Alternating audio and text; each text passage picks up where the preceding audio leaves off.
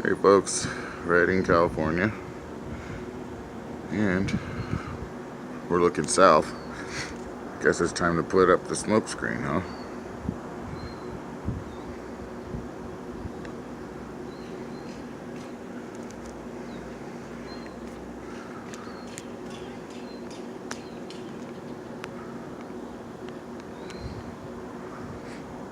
There's the sun.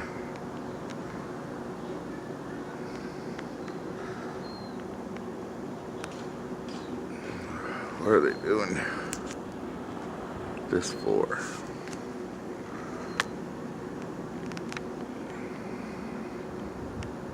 I would love to know the real reason. And it does seem to coincide with activity from the sun, which apparently takes around a day and a half or 2 days to get here.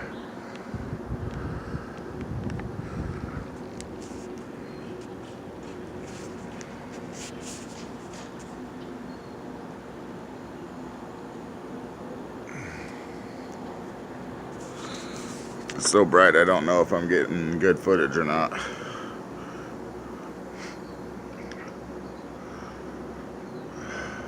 Man.